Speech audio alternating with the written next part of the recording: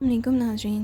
PTI के कारकुनान जगह जगह पर बदतमीज़ी करते हुए दिखाई दे रहे हैं। बहुत सारी वीडियोस भी सोशल मीडिया पर गर्दिश कर रही हैं जहां पीएमएलएन के लोगों को पीटीआई के मेंबरान्स ने बहुत बुरी तरह पब्लिक प्लेस पर बेइज्जत किया। सियासत में अदम बर्दाश्त का ये रवैया मुल्क और सियासत के लिए ख़तरा नहीं साबित हो सकता। जिसके साथ बदतमीज़ी का वाक़या तहरीक इंसाफ सोशल मीडिया पर चीफ जस्टिस के खिलाफ प्रोपेगेंडा कर रही है। माजी में सियासतदानों के साथ बदतमीज़ी करने में पीटीआई जगह जगह मुलव्विस है। आइए सुनते हैं इस पर तज्ज़ियाकारों ने क्या तज्ज़िया पेश किया। क्या ये मुल्क के लिए ख़तरा बन रहा है?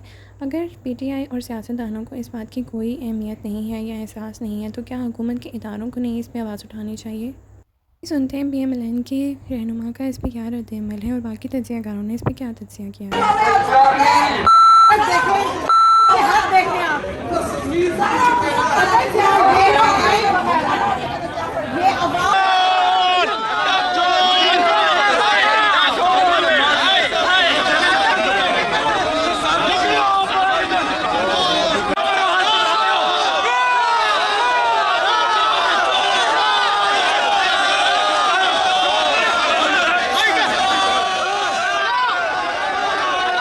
गली गली में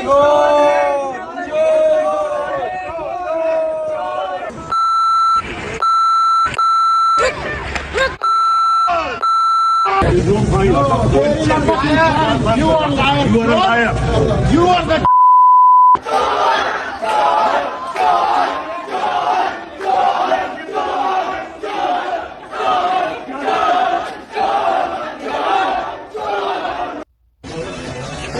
Can you say my family are thieves? What do I say? Say my family are thieves. Is your family are thieves? सो इन्होंने तो कोई आपके खिलाफ फैसले नहीं दिए। नहीं इनका ताल्लुक इसके साथ आप मज़ार कायद वाली भी चला देना वीडियो, ठीक है। नहीं, देखिए ओवरऑल एक पॉलिटिकल एनवायरनमेंट आपकी हॉस्टाइल हुई है। देखिए ये एक तरफ से नहीं है hostile environment. I just want to get your reflection on this क्योंकि मेरे चूंकि मैं एंकर हूं लेकिन मेरे व्यूज उसके ऊपर बड़े स्ट्रांग है, लिहाजा मैं एक्सप्रेस नहीं कर रहा। I just want to you go ahead. जिन्होंने एटम बम मारा था ना, उनके पास भी जवाब था। शैतान के पास भी जवाब है। जवाब हर एक के पास हो सकता है हर बात का। मेरे पास भी मेरी कमीना तरीन चीज़ों का मेरे पास जवाब होगा, तब मैं करता हूँ ना। बात यह है कि एक बात डिसाइडेड है कि एक फाशिस्ट तरीके से एक बदतरीन लैंग्वेज के साथ कई सालों से मामला चल रहा है और रियासत के इदारे सारे अंडर दबाव है और ये मामला करने वालों को सबसे ज़्यादा खाएगा। उसने खाना शुरू किया हुआ है। हम तो बड़े अरसे से कह रहे थे कि ये न करते, ये चीज़ें रुकती नहीं हैं। जब आग लगती है ना तो जलाने वाला भी जलता है, हम तो जलेंगे। ये मामला यहाँ तक पहुँच गया है। अगर पॉलिटिकल लोगों को इसका एहसास नहीं है, जो हमें नज़र आ रहा है, तो कम से कम रियासत के इदारे खड़े हो जाएं और मुआशरे को बचाएं। हिटलर से बड़ा पॉपुलर इंसानी तारीख में कोई नहीं था, कोई पॉपुलर नहीं था। लेकिन क्या हम उसको जवाब दे सकते हैं? जो कुछ वो करता था हम तो अपने पोजीशन के साथ। मैं बैठा हूँ, मेरे ऊपर इन्होंने हमला किया था पीटीआई ने जब ये धरना था। जब जिस दिन नवाज शरीफ का फैसला हुआ है, पता नहीं ये शायद होंगे, मैं सुप्रीम कोर्ट से निकला, मुझे उन्होंने पकड़ लिया सारों ने। ये मैं सख्त लफ्ज़ कहना चाहता हूँ, ये फाशिस्ट बदमाशी के तरीके हैं और रियासत इनके सामने जरगा। अच्छा ज़रा इसके ऊपर वापस आइएगा कि अब इस मामले के ऊपर कार्रवाई क्या हो सकती है। ये बाद अज़ वाक़या वीडियो आ गई। एक तो उस शख्स के साथ जो मुकदमा होना चाहिए, अब वीडियो के साए में उस पर मुकदमा होगा, उस वक्त तो मुकदमा आपने बनाया नहीं है। दूसरा ये कि जो लोग इसकी तशहीर कर रहे हैं और इसको इंडोर्स कर रहे हैं, उनके ऊपर भी क्या कार्रवाई हो सकती है? क्योंकि चीफ जस्टिस साहब जो हैं, ज़ाहिर है चीफ जस्टिस हैं, उनके पास ताकत भी मौजूद है, लॉ भी मौजूद है। Your take. देखें, अगर तो देखना होगा दोनों पार्टीज ने उस टाइम क्या किया, ये इसकी डिटेल्स बाहर आई नहीं थी। अगर तो उसने सॉरी कर दिया, वीडियो डिलीट कर दी, फ़ोन सरेंडर कर दिया और दूसरी साइड से भी फिर इग्नोर किया गया और वो मामला ख़त्म हो चुका हुआ था, तो फिर तो उसके ऊपर तो अब नहीं जाएगा, क्योंकि अब ये मामला सारा रेलिवेंट हो रहा है कि इसकी वीडियो सामने आई है। तो अब तो मुतलका जो आईओ होगा जिसने वो कन्फिस्केट किया था फ़ोन। अब तो उसके बाद जो चीज़ उसके पास थी उससे देखा जाएगा कि आप कहाँ से ये तो इंफरादी तौर पर निकली, होगा। कैसे है, ये हो सकता है। देखिए इमरान, कार्रवाई- जिसकी आप बात कर, जो तशहीर इसकी कर रहे हैं, जो प्लेटफॉर्म्स इसके अंदर इस्तेमाल हो रहे हैं, और ऑलरेडी हमारे उसके ऊपर एतराज़ात मौजूद हैं जिस तरीके से सोशल मीडिया को जकड़ा जा रहा है। लेकिन दूसरी तरफ जब हम ये मामला देखते हैं तो फिर हमें लगता है कि शायद कुछ हमारे आर्गूमेंट में सुकम है। जो इसकी तशहीर कर रहे हैं उनके ऊपर क्या कार्रवाई हो सकती है मुमकिन ना? तो देखिए तले साहब, सबसे पहले तो आप ये देखें, जितनी आपने वीडियोस दिखाई हैं, जितने भी इंसिडेंट्स की हैं, कोई एक वाकया आप बता दें कि ये हो तो रहा है एक पर्टिकुलर मुखालिफ सियासी जमात के खिलाफ जो आजकल हुकूमत में है।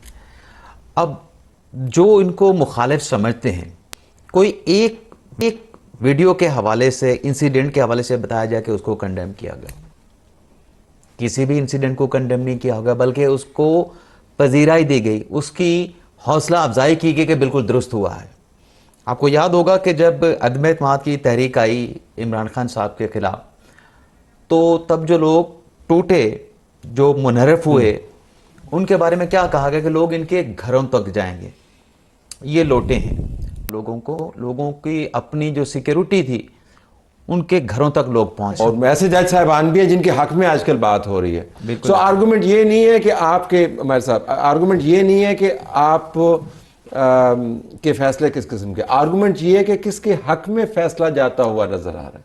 ये वही जज साहबान है जब उन्होंने नो कॉन्फिडेंस के मामले के ऊपर आपकी जमात के साथ नहीं दिया, और जब आपको आज लगता है कि उनमें से एक दो जो हैं आपके साथ है, तो आपकी तारीख का इतना बड़ा फैसला आ गया रिजर्व सीट वाला, उन जजेस के साथ आप क्या कर रहे हैं? देखें, उनकी जजमेंट को ओन अप कर रहे हैं आप, उनसे इंस्टीट्यूशनल गवर्नमेंट अटैक करा रही है, इलेक्शन कमीशन को हल्लाशेरी दे रही है कि करो, तौहीन करो। आपके स्पीकर ने लेटर लिख दिया, तो स्पीकर के लेटर का मकसद क्या है? देखें ना, कोई रूलिंग पास हुई थी, मतलब अंडरस्टैंड कि ये आपका मफरूजा कैसे है कि स्पीकर ने, देखिए कंटेम्प्ट तमाम जजेस की बराबर है। आप सीजेपी की डिस्कस है, आप बाकी जजेस का भी तो डिस्कस करें। बाकी जजेस के साथ क्या करें? जो उनके बेडरूम तक सर्वेलेंस हुई, क्या वो कंटेम्प्ट नहीं है? देखें, ये तो एक बहुत छोटे से इंसिडेंट को ले रहे हैं, लोगों की पर्सनल लाइफ एट रिस्क डाली गई, क्या वो कंटेम्प्ट से बड़ी चीज नहीं है?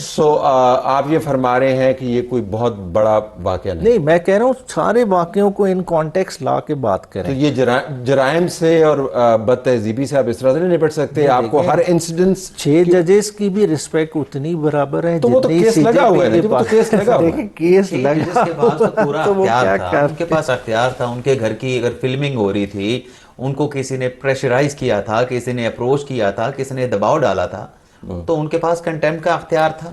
मैं एक लीगल बात करना चाहता हूँ, कन्विक्ट कर सकते। इन्होंने ये कहा है कि हमारे केस नहीं लगते। अगर आप एक तारीख रख लें, हमें आपस में बुला लें। हमारी गवर्नमेंट में जब हम गए, हमारी बेल पटिशन 8.5 महीने बाद लगती थी। मैं वकील था शायद हकाम का, 8.5 माह बाद बेल पटिशन। इमरान के दिन लगती है। एहसन इकबाल की 4.5 महीने बाद मेरी पटिशन लगी। इनकी तो जितना टाइम इन्होंने पिछले 3-4 साल में लिया है ना, यकीन करें कि पूरी पाकिस्तान की हिस्ट्री में तमाम पॉलिटिकल पार्टियों को एक दफा देते कल लग जाती है, ऑब्जेक्शन नहीं लगते। ये नहीं कह सकते जितनी जल्दी से इनकी पटिशन लगी है, बैठ के हिसाब कर लें। ऐसे कमाल ये भी है कि जो फौजी अदालतों में इमरान खान के मुकदमे जाने का मामला था, मुमकिना तौर पर उसको भी टेक अप कर लेंगे। I have to take a break here, you can answer it and then come back into the debate about कि जी जो खत सामने आया है और पीटीआई का एहतजाज भी है, उससे क्या आने वाले दिनों पर असरात मुरतब होंगे पाकिस्तान की सियासत में। Stay tuned.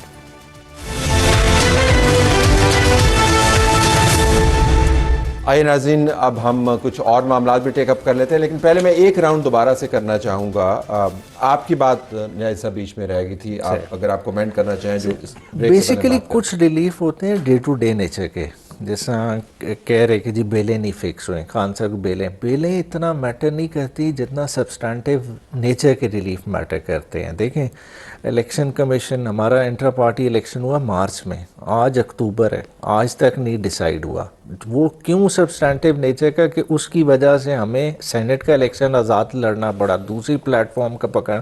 देखें, चीज़ों को बैलेंस करना है। ओवरऑल ये सिस्टम के फ्लॉज हैं, ये एक चीज़ को आप हाईलाइट करके ओवरऑल एग्जांपल नहीं बना सकते। आप कहें वनीला ऑर्डर्स मिल रहे हैं तरीके इंसाफ को, तो हिस्ट्री देखें नून लीग की 8-8 साल की लिमिटेशन कंडोन हुई है। कभी हुई हाईजैकिंग केस में जो हुआ वो हमारे सामने है।